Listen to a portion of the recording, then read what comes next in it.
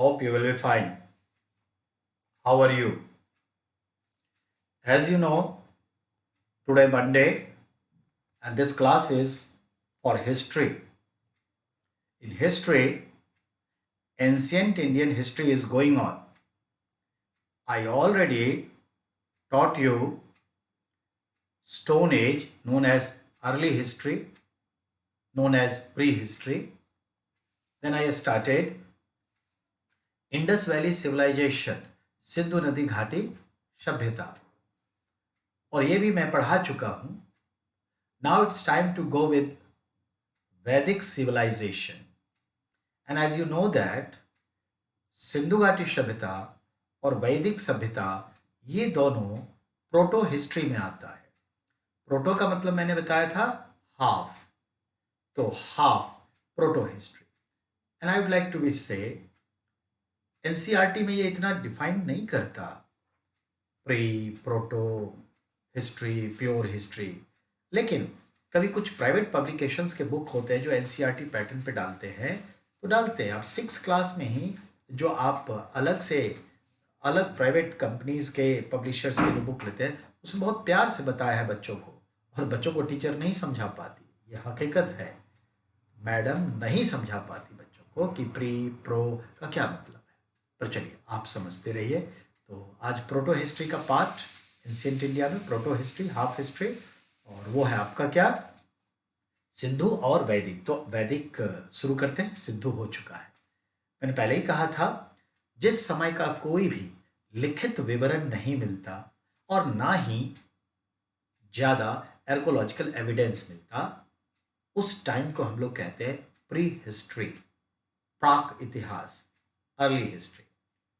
जिस समय हमें आर्कोलॉजिकल या लिटरेरी सोर्स कोई एक सोर्स मिलने लगता है पर दूसरा नहीं मिलता, तो वह हाफ ऑफ सोर्स कहलाता है, क्योंकि एक दूसरे को फीडबैक नहीं दे सकता कि हाँ ऐसा हुआ.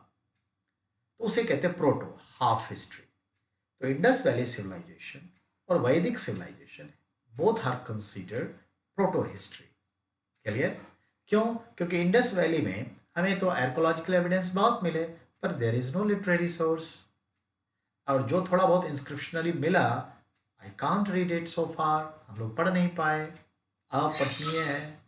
और वैदिक सिविलाइजेशन में हमारे 98% जो सोर्सेस हैं it is depend upon literature, साहित्य, और आर्कोलॉजिकल एविडेंस ना के बराबर मिले. You can consider 2 or 3%. So this is also the half, not feedback to each other. So both are come under proto history. And as you know that 6th century BC, at the time of 16 Mahajanpadas, known as also Gautam Buddha, बौद्ध धर्म का काल, नए विचारों का उदय, this starts actually history because archaeological evidence and you know better literary source both are come together and given the feedback. So it is the part that is the actual history began. But purity of history, that is began with the Maurya Empire. Why call the purity of history a pure history? But a Shuddhitya, because both are things available and continuously available. And there are different many sources that given the feedback, the all sequence. That is called the pure history. Now we are go with Vedic civilization. तो चलिए हम लोग का अब शुरुआत होता है बेटा वैदिक सिविलाइजेशन. उससे पहले जरा हम लोग देखें कि आज की तारीख क्या है. आज की तारीख में देखें तो आज है 25 मई, और जैसा मैंने कहा 1957 में 25 मई को क्या हुआ था, सेटअप यूरोपियन इकोनॉमिक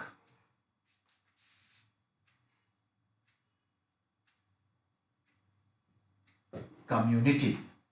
इसको क्या कहते हैं, यूरोपीय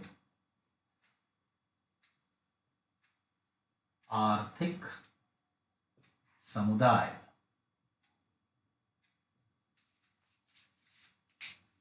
That's name its name changed in 1995. New name is European Union. यूरोपीय संघ. Headquarter Geneva. ठीक है ना, तो ये याद रखना है, हेडक्वार्टर जेनेवा. इसका कॉमन करेंसी क्या है बेटा?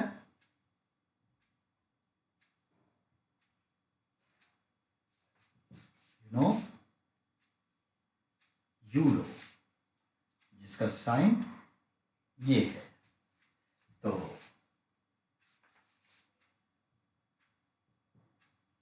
टोटल मेंबर अभी 27 नेशन.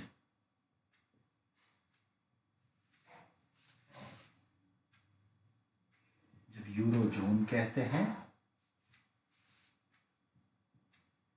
नेशन, तो उसमें आ गया 27. Single currency system.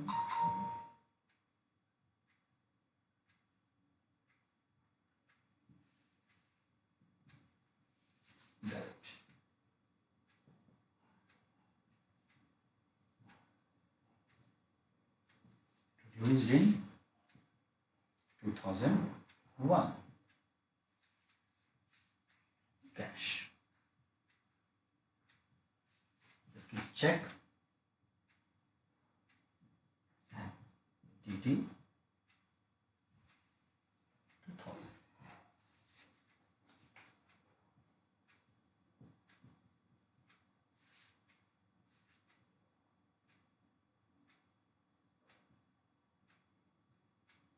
Brexit 2019.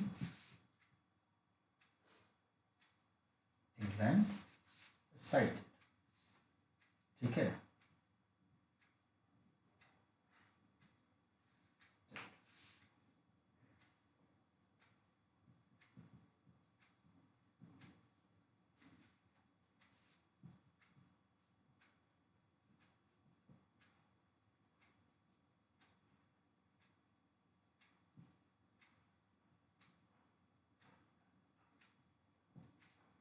बेटा मैंने बड़ी अच्छी बातों बातों में आपको बताई है, इसको याद रखना है. ठीक है, जरा सुनिए. I am just focusing today's importance. Today is 25th May. In 1957, foundation of European economic community.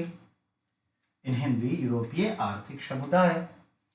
Later on, in 1955, its name has been changed and given a new name, European Sangh, European Union. Its headquarters at present at Geneva in Switzerland, known as capital of flower, city of flower. Presently, in European Union, there are 27 nations are member. Its common currency name is Euro. This is the sign of Euro. So, Eurozone nations means, Eurozone means there are 27 countries are presently member using single currency system. That's name is Euro. This single currency system that introduced in 2001 as a cash. तो euro मुद्रा जो है इन देशों ने जो अपनाए वो 2001 में कैश के रूप में शुरुआत हुई. वैसे 2000 ईस्वी में ही इसकी शुरुआत हो चुकी थी डिमांड ड्राफ्ट और चेक के रूप में. बैंकिंग नोट्स 2000 में, कैश फ्लो 2001 में. आप लोगों से कैश फ्लो पूछता है, बैंकिंग एग्जाम में ये भी पूछता है, यूपीएससी में 2000 वाला भी पूछता है. अब है जैसा कि हम और आप जानते हैं ब्रेक्जिट. ब्रिटेन जो यूरोपीय यूनियन से एग्जिट हुआ है, ठीक है, कब? 2019 में, नहीं 31 दिसंबर को. और इंग्लैंड सेपरेट हो गया, यानी ब्रेक्जिट मतलब ब्रिटेन एग्जिट, इंग्लैंड सेपरेट हो गया. तो जब इंग्लैंड था तो कितने मेंबर थे? 28। इंग्लैंड के चले जाने के बाद कितने मेंबर हो गए? एक माइनस हो गया, 27। तो अभी यूरोपीय यूनियन में कितने मेंबर हैं? 27। जब इंग्लैंड था तो कितने मेंबर थे? 28। अब है England was not eurozone member. England कभी भी यूरो करेंसी को नहीं एक्सेप्ट किया, वो अपना चला रहा था, क्या? Pound sterling. अर्थात जब टोटल 28 मेंबर थे तो यूरो जोन में कितने थे? तो उन्हीं के 27 देश यूरो जोन में थे एक्सेप्ट ब्रिटेन। तो ब्रिटेन अलग हो गया यूरोपीय यूनियन से। क्या वो यूरो जोन से भी अलग हुआ? नहीं, यूरो जोन में तो था ही नहीं। ठीक है, ब्रिटेन के अलग हो जाने के बाद अब यूरो जोन में कितने सदस्य बच गए? ऐसा सवाल आएगा, क्या जवाब दीजिए? 27 थे, 27 बचे रहे क्योंकि वो यूरो जोन का मेंबर ही नहीं था। ऐसे टेक्निकल क्वेश्चंस आएंगे, you have to be. Okay, so it is the today's importance, nothing else. Now we have to become in history. ठीक है, अब वैदिक सिविलाइजेशन प्लीज, तो इसको समझ लीजिए, नोट भी कर लीजिए। ठीक है, मे आई डिलीट इट?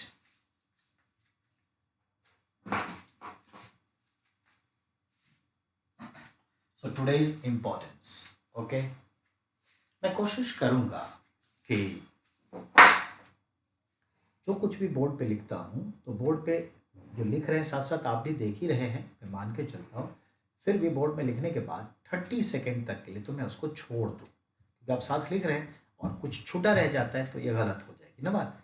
तो जब मैं बोर्ड पे लिखूंगा तो 30 सेकेंड के लिए छोड़ दूंगा। ठीक है,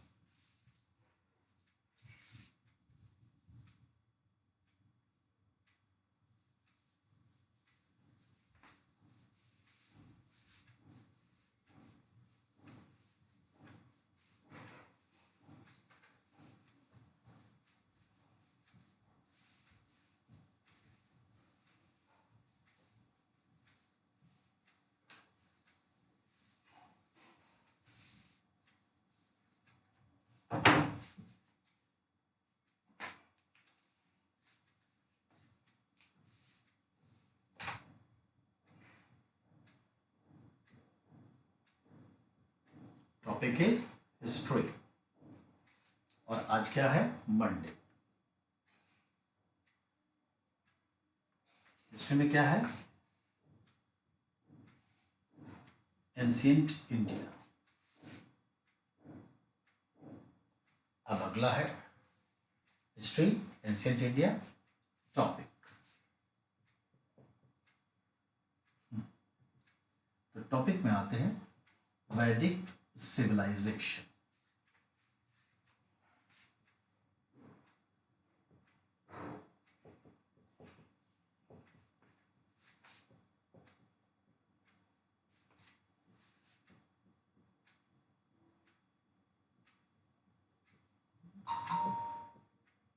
वैदिक सभ्यता, time 1500 BC to 600 BC,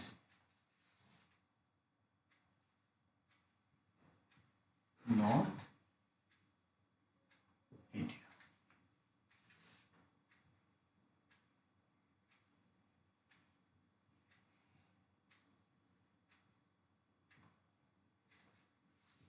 develop by Aryans, आर्यजन।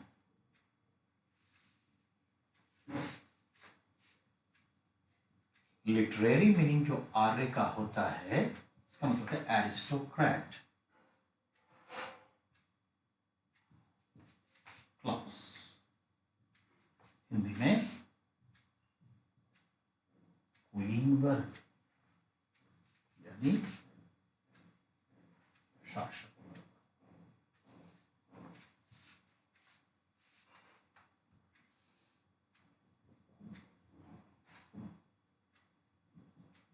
फिर अगला होता है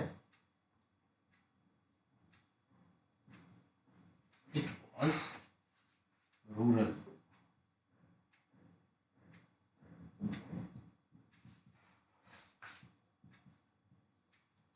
सिविलाइजेशन, ये एक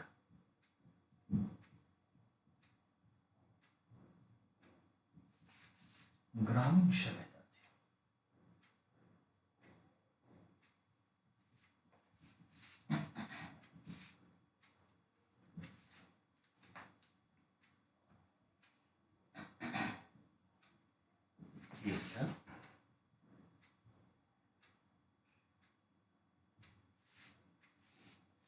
Indus river to Gandak,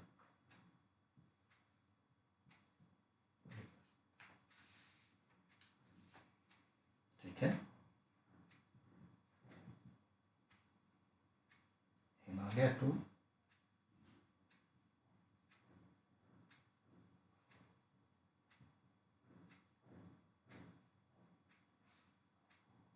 Vindhyachal, अगर इसको हम ऐसे आज में देखें तो अफगानिस्तान, पाकिस्तान,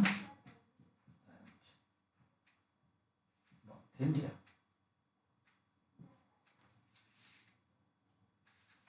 अब है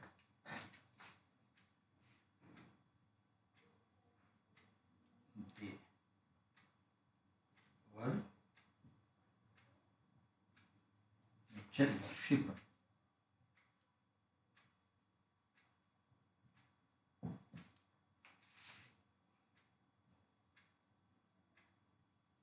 cloth, woollen,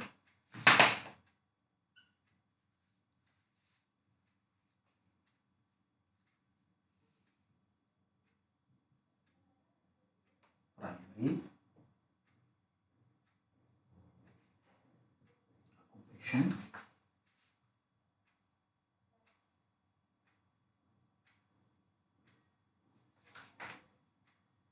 and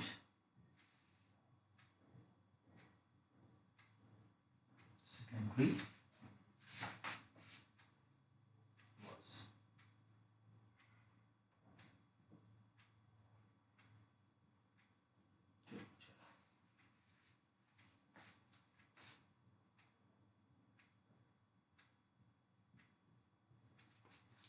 two part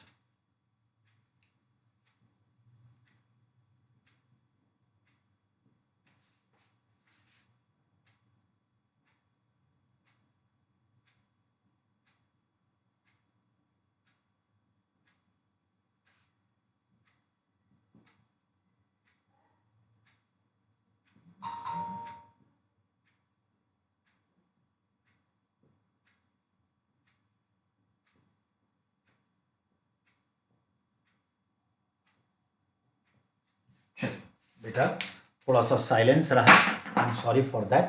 थोड़ा सा इंट्रोडक्टरी चीजें लिखना जरूरी है, उसके बाद मैं स्टोरी डेवलप करूंगा। थोड़ा सा introductory. We are going to be study about Vedic civilization, वैदिक सभ्यता। वैदिक सभ्यता का जो टाइम दिखता है that is the proofing time 1500 BC to 1000 BC, and 15 to 1000 BC it is time near about 1000 years.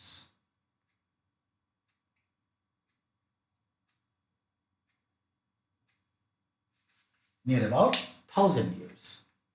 Okay.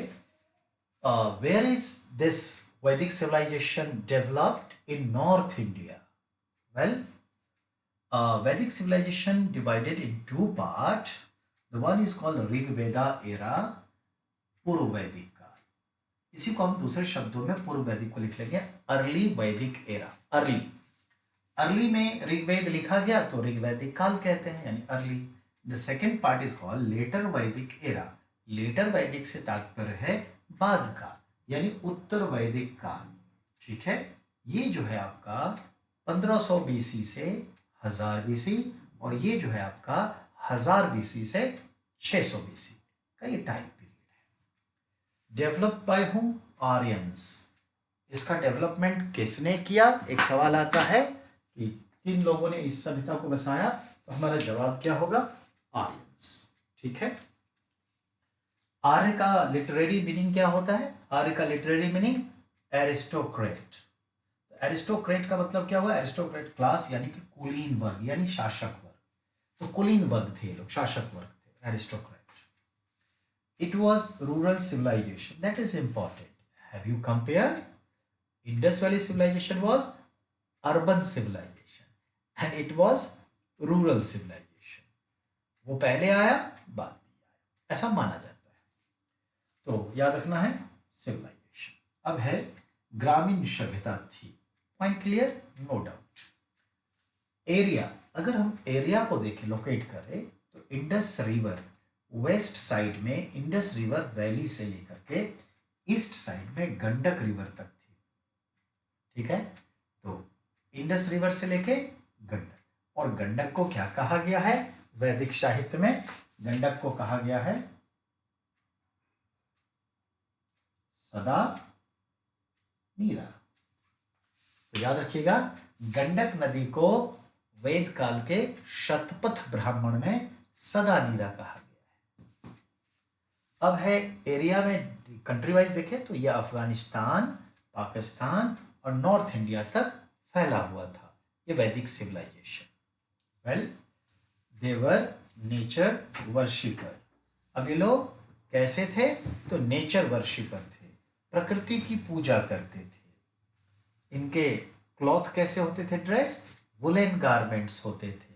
क्या होते थे? Woollen garments. अब रही बात, इनकी प्राइमरी ऑक्यूपेशन क्या थी, यानी प्राथमिक रूप से वो कौन सा कार्य, व्यापार, धंधा करते थे जीवन यापन के लिए? तो हस्बेंड्री। हस्बेंड्री का मतलब पशुपालन। तो ये पशुपालन करते एज ए प्राइमरी फंक्शन, और सेकेंडरी क्या करते थे? एग्रीकल्चर। गौन धंधा क्या था? सेकेंडरी, साथ साथ तो एग्रीकल्चर। ठीक है, लेकिन कब? ये वैदिक काल, और लेटर वैदिक काल में ये पलट जाएगा। Agriculture become primary and husbandry become secondary. अच्छा, तो जो वैदिक सिविलाइजेशन स्प्रेडेड था, वेस्ट में इंडस रिवर से, ईस्ट में गंडक यानी सदानीरा, और नॉर्थ में क्या था? हिमालय से, साउथ में विंध्याचल। प्लीज इसे डाउन कर लीजिए, आई मीन पेन डाउन कर लीजिए, लिख लीजिए। मैं 1 मिनट रुक रहा हूं, तब मिटाऊंगा। इसको लिखिए, फिर आगे स्टोरी डेवलप करते हैं।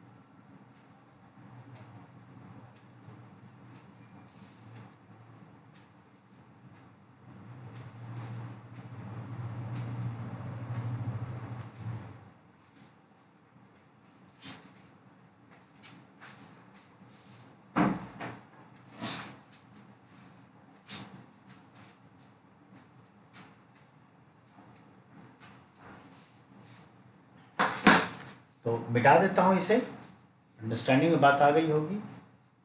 मैंने क्या कहा? Vedic civilization, it's full time is 1000 years, that was beginning and ending 1500 BC to 600 BC in North India. Apart from this, India's north also spreaded in Afghanistan and Pakistan. Broadly, Vedic civilization divided in 2 parts. First is called Rig Veda, known as pre-Vedic era, that was spreaded in 1500 BC to 1000 BC.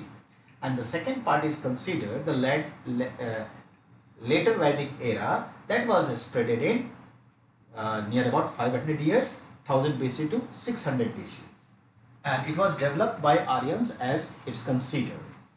Arya means aristocrat, Kulimba. It was rural civilization, no doubt, if you compare with the Sindhu Ghati Shabita. They were urban civilization, it was rural civilization. They were putting the cloth is what? You know, wearing the cloth? Cotton. Are ye? Woolen. It was rural civilization. Okay. Area that was Indus River से Gandak River and Himalaya to Vindhyanchal. They were nature worshipper, प्रकृति के पूजा करने वाले लोग थे and woolen garments पहनते थे. इनका जो प्राइमरी ऑक्यूपेशन देखते हैं अर्ली वैदिक पीरियड में, वो है इनका प्राइमरी ऑक्यूपेशन एनिमल हस्बेंड्री, पशुपालन. Secondary is agriculture. ठीक है. और फिर सेकेंड फेज में यानी लेटर वैदिक में देखते हैं क्या कि इनका जो ऑक्यूपेशन है वो कन्वर्ट हो जाता है, म्यूचुअली इंटरेक्ट हो जाता है. That means agriculture is primary source of income and animal husbandry is secondary source of income. तो ये हो जाता है. क्यों होता है ये सब आगे बताएंगे. तो पहले स्टोरी एक डेवलप करें. रहने दीजिए, चलिए मिटा दें.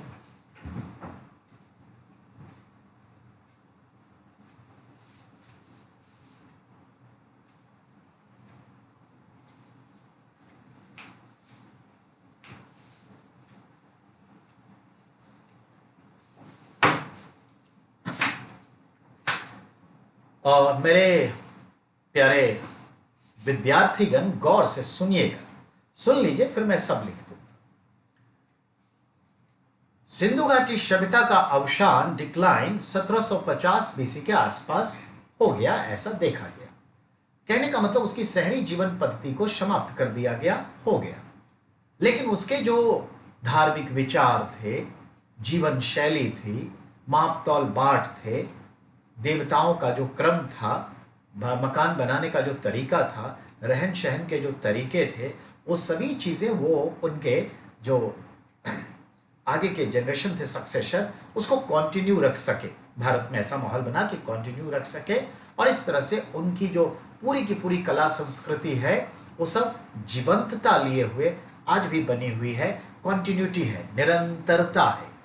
ठीक है. अब जरा देखिए, बहुत सारे विद्वानों ने अपने अपने मत दिए. उन मतों के तहत जरा ध्यान दीजिएगा. सबसे पहले सुनिए, वैदिक सभ्यता एक ग्रामीण सभ्यता थी जो उत्तर भारत के साथ साथ आज के पाकिस्तान, अफगानिस्तान तक विस्तारित थी.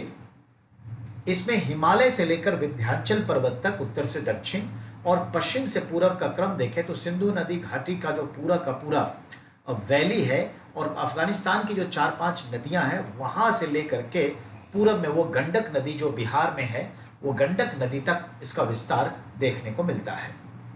गंडक नदी को वैदिक साहित्य शतपथ ब्राह्मण में सदा नीरा कहा गया है. पेरेनियल यानी जिसमें नीर, पानी सदैव बहता रहे, ये चीज कहा गया है. हम देखते हैं कि जो सोर्स की अब बात करें तो वैदिक सभ्यता के तमाम सोर्सेस जिससे हमें जानकारी प्राप्त होती है उसका 98% सोर्स लिटरेरी है, साहित्यिक है. यानी हमें साहित्य में उल्लेखित मिलते हैं, ना कि archaeological. There are just 2% near about archaeological evidence. एक पॉइंट ये. अब ये देखते हैं हम कि वैदिक सभ्यता का संदर्भ जो है साहित्य पे है, तो आखिर वो साहित्य कौन सा है, पहले इसको समझना. हम लोग आए दिन एक शब्द का इस्तेमाल करते हैं, वैदिक साहित्य, वैदिक लिटरेचर. तो जब हम वैदिक लिटरेचर कहते हैं तो उसमें कौन कौन सी पुस्तकें आती हैं, तो उसमें आता है 4 वेद, ऋग्वेद, सामवेद, यजुर्वेद, अथर्ववेद, 4 वेदास. हर वेदों पर उसी समय में और थोड़ा बाद में चल करके कुछ टीकाएं लिखी गई.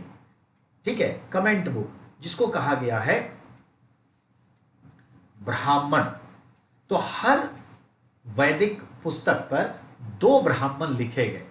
तो 4 दूनी 8 ब्राह्मणों का जिक्र है.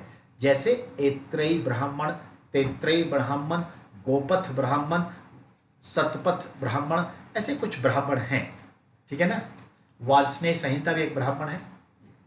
अब सवाल है कि जो ब्राह्मण ग्रंथ हैं उस पर भी समय के साथ एक और फिलोसफिकल बुक लिखी गई, तो उसे कहते हैं आर्णयक्य। आर्णयक्य अरण्य, रण्य मतलब शोर, अलज्ञात अरण्य यानी जहां शोरगुल नहीं हो, नो नॉइज। तो अरण्य का अर्थ होता है उपवन, वन, जहां पर कोलाहल शोर नहीं होता। अगर चिड़ियों की आवाज है, हाथी के चिघाने, वो एक म्यूजिक है, नदियों के झरने की आवाज एक म्यूजिक है। शोर उसको कहते हैं कि such pattern of the sound that irritating your mind, you feeling anxiety, exhaustness, that is called the शोर, शाउटिंग। ठीक है, तो याद रखिएगा, जब मैंने कहा ए क्या कर रहा है चुप, तो दैट इज द शोर, ये शोर है। और जब मैंने कहा hi listen carefully, hey everyone listen carefully, जोर से बोल रहा हूं, लेकिन क्या लिरिक्स है, तो जब लिरिक्स आ जाता है तो वो शोर नहीं होता। तो अरण्य मतलब जंगल, जो पुस्तकें जंगलों में ऋषि मुनियों के आश्रम में, उनके स्कूल में लिखी गई, उसे कहते हैं आर्णयक्य। तो देखा आपने, 4 वेद, उसके 8 ब्राह्मण और 8 आर्णक्य भी लिखे गए। हर ब्राह्मण के ऊपर एक आर्णक्य लिखे गए। Later on in 6th century BC, after the last, within the last phase of Vedic civilization, number of books written, that is totally philosophical books. ये सब दर्शन के ऊपर था और सारे वेदों का निचोड़ बना के लिखा गया, दैट्स कॉल्ड उपनिषद। तो ये जो उपनिषद है उसके संदर्भ में समझिए, उप मतलब नजदीक, किसी चीज के नजदीक, इंस्पेक्टर, सब इंस्पेक्टर, निरीक्षक, उपनिरीक्षक यानी निरीक्षक के करीब, कुलपति, उपकुलपति नहीं, यानी कुलपति के नजदीक, ये मतलब है। तो उपनिषद का मतलब है, उप मतलब नजदीक और निषद का मतलब है गुरुओं के नजदीक बैठकर ज्ञान प्राप्त करना। तो इस तरह से उपनिषद की जो रचना हुई, लगभग 108 उपनिषद रिकॉग्नाइज्ड है, माने जाते हैं, 108 उपनिषद। All these are philosophy of life, cosmology and so many things. It is not considered religious book, एवं हिंदू बुक भी नहीं कह सकते, नॉन रिलीजियस बुक में इसको रखा जाता है। जितने भी उपनिषद हैं उनकी जो लिखावट है, जो शैली है, दैट इज डायलॉग वर्ष, वार्तालाप शैली, प्रश्नोत्तर शैली, क्वेश्चन आंसर टाइप है, तो इसको कहते हैं डायलॉग वर्ष, संवाद शैली। सारे के सारे 108, ये पॉइंट हो गया। तो 4 वेद, 8 ब्राह्मण, 8 आर्णक्य और 108 उपनिषद। कितने हो गए? 8 8 16 4 20 108, 128 पुस्तकें हैं। इन सभी को मिला करके आप कहते हैं वैदिक लिटरेचर, वैदिक साहित्य। अब आइए इस वैदिक साहित्य का संदर्भ देखिए, तो जो सबसे पहले 4 वेदा, फिर ब्राह्मण, फिर आर्णक, फिर उपनिषद। तो सबसे आखिरी में वैदिक साहित्य का हिस्सा क्या है? उपनिषद। तो जब वेदों का आखिरी है ना, तो इन उपनिषदों को इकट्ठा क्या कहते हैं? वेदांत। जहां वेदों का अंत हो रहा हो तो वेदांत नाम पड़ा। अब सवाल है कि ये पूरी पुस्तक किसने लिखी? तो ऑल वैदिक साहित्य including Rigvedas, Brahmana, Aranyaka and all Upanishad is considered Maharshi Ved व्यास, यानी महर्षि वेद व्यास ने इसे लिखा, ये माना गया है। Point clear? चलो अब अगले पॉइंट पर आइए। उस टाइम की भाषा क्या थी और वैदिक साहित्य की भाषा क्या है? ध्यान, एक शब्द होता है भारोपीय भाषा परिवार, इंडो यूरोपियन लैंग्वेज फैमिली। इसका मतलब हुआ यूरोप के कुछ देश और एशिया के कुछ देश, ठीक है ना, जो है ना, वो आपस में एक ही भाषा बोलते थे। लोग दूर होते गए, भाषा शैली बदलती चली नहीं, तो ये ध्यान में रखना है। तो हम बिहार का मैथिली भाषा बोलते हैं, और अगर कम बोलते हैं तो नजदीक क्या स्थिति आ गई कि वो धीरे धीरे कम होता गया, क्योंकि डिस्टेंस ले लिया हमने, 1000 किलोमीटर दूर अब रह रहे हैं, मैथिल वर्ग से थोड़ा कम अटैचमेंट रह गया। तो ये है कि ऐसे ही होता गया, तो याद रखिएगा। तो इस तरह से देखेंगे, इसे बोलेंगे प्राक, अर्ली वैदिक लैंग्वेज, इसी को बोलेंगे आरंभिक वैदिक भाषा, इसी को बोलेंगे अर्ली, इसी को बोलेंगे प्राक। 6ठी क्लास में प्राक शब्द दिया है, पर इसी को आप कहते हैं वैदिक संस्कृत, ये मतलब है। वैदिक संस्कृत में लिखा गया, महर्षि वेद व्यास ने लिखा, ये सारी किताबों को मिला के वैदिक ग्रंथ कहते हैं। और वैदिक ग्रंथ का अंत उपनिषद यानी वेदांत कहलाता है, वेदांत से होता है, ये कॉमन फैक्टर। जरा ये लिख लो, फिर आगे बढ़ता हूं।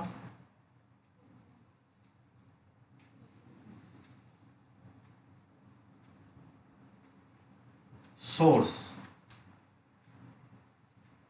वैदिक लिटरेचर,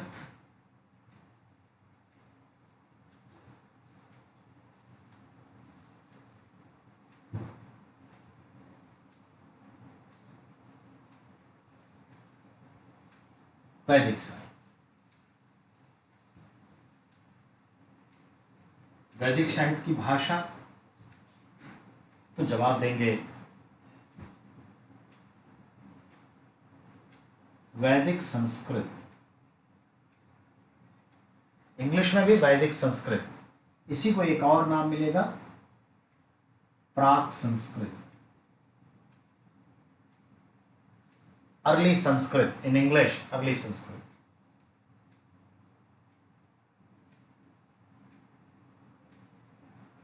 अब देखिए क्या क्या एपिक्स हैं इसमें। तो पहला एपिक्स क्या होता है, वेदास।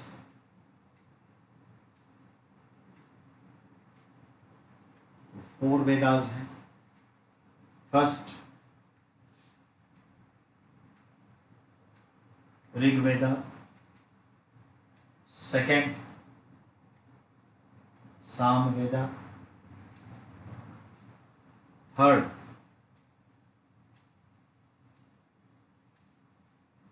यजुर्वेदा, फोर्थ अथर्व वेदा। अब दूसरी किताब जो है वेदास, देखते हैं चार हैं, अब बोलेंगे ब्राह्मण्स।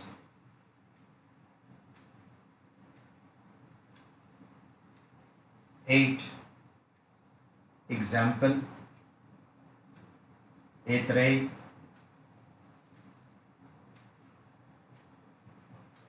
तैत्रेय, ठीक है, कौशिकी या कौस्तिकेय, उसी तरह से शतपथ,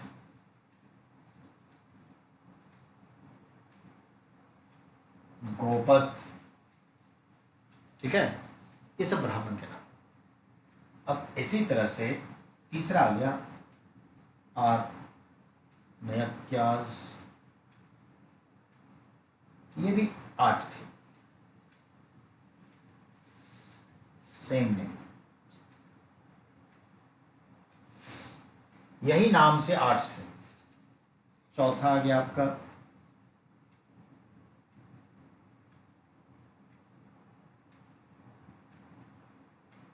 उपनिषद, जिसको आप वेदांत भी कहते हैं, 108 था। अब एग्जाम्पल उठाए, बहुत हैं, केन, मंडुक, मांडुक्य,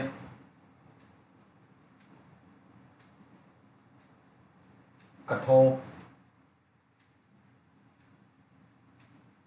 ठीक है, और ऐसे बहुत है बेटा, ठीक है।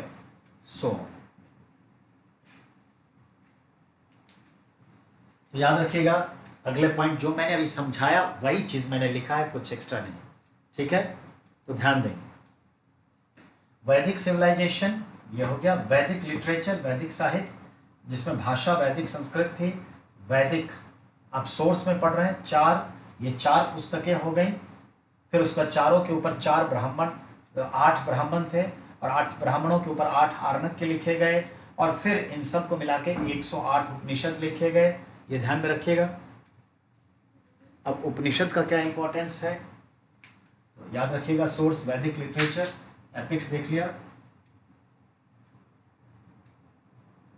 राइटर बोलेंगे महर्षि वेद व्यास, नो डाउट। ठीक है।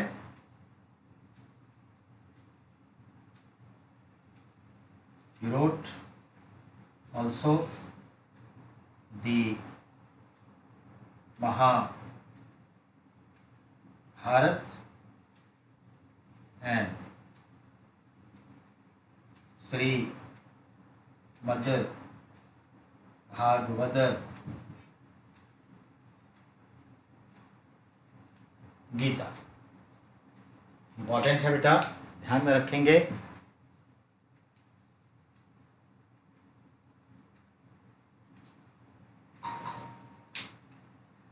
मैंने कहा महर्षि वेद व्यास को ही माना जाता है चारों वेद, पूरा वैदिक ग्रंथ एक्चुअली कोडिफाइड किया, संकलन करता। आपको राइटर अगर शब्द ना दे तो इसका मतलब यहां पे हो गया संकलन करता, इसको क्या कहते हैं, कोडिफायर। तो कोई भी पूछे वैदिक साहित्य का कोडिफायर संकलन करता कौन थे, यही बोलिए। राइटर कौन थे, तो भी यही बोलिए। इवन महाभारत का भी लेखनी इन्होंने ही किया, यही माना। और महाभारत का ही पार्ट है, a part of Mahabharata as an appendix, it is called the Shrimad Bhagavad Gita. Mahabharata युद्ध के समय में ही ना गीता का उपदेश दिया था श्री कृष्ण ने, तो Gita is internal part of, ठीक है। In that respect Gita is also written by Maharshi Ved व्यास, तो ये याद रखना है। समझ में आ गई बात। अब अगले पॉइंट पर आइए। अब अगले पॉइंट पर ये देखते हैं कि ये जो आपने देखा उससे आगे बढ़ना है ना, तो यहां तक तो आप आ गए, सोर्स समझ में आ गया। अब इसको वेदांत कहते हैं, उपनिषद समझ में आ गया। उपनिषद जो है टोटली कैसा बुक है, ऑल निषद आर नॉन रिलीजियस एपिक या बुक्स। याद रखिएगा इस बात को, जितने भी उपनिषद हैं 108, उसे गैर धार्मिक पुस्तक माना गया है, फिलॉसफी पर है, दर्शन है। तो all these are non religious, दर्शन पर है। और उपनिषद का अर्थ मैंने बताया था, शिक्षक के करीब बैठकर ज्ञान प्राप्त करना, ठीक है। चलिए ये ओके है। 45 मिनट से आपका ये वीडियोस लास्ट हो रहा है। नेक्स्ट इसी को कंटिन्यू कर रहा हूं, after 10 minutes later it will continue. Thank you.